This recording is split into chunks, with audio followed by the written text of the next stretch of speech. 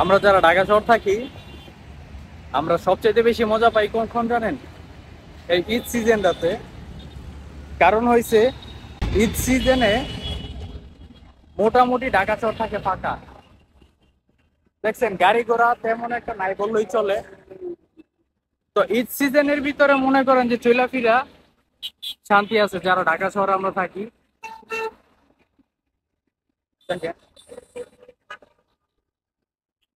মোটামুটি ঢাকা শহর ফাঁকা।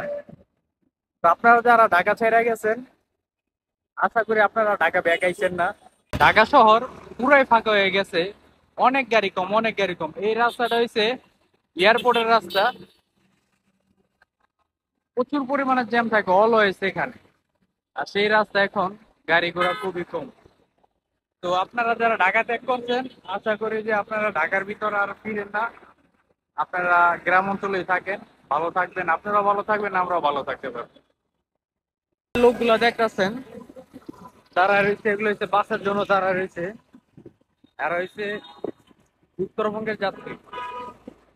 তো মোটামুটি ঢাকা শহর আজকে খালি, অনেক খালি হয়ে গেছে। তো আজকে মোটামুটি পুরোপুরি খালি হয়ে যাবে।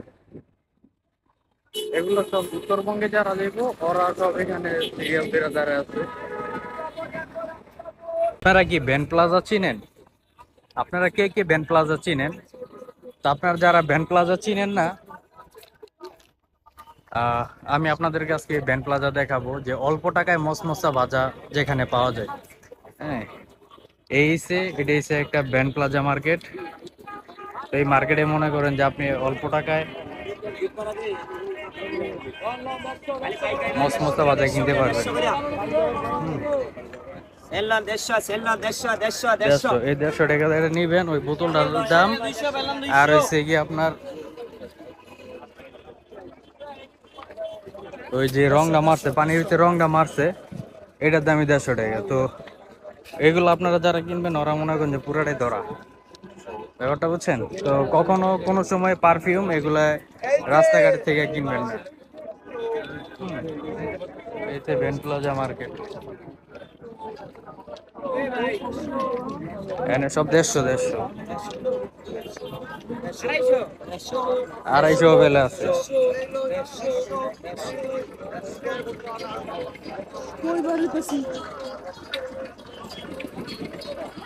অনেক রকম খাবার দাবার, শরবতে সিরিয়াল করে গেছে। এই শরবত ওরা ময়লা পানি, কলের পানি দিয়ে বানায়। এগুলা ভুলো খাইবেন না, খাইলে পেট খারাপ হওয়ার সম্ভাবনা থাকে।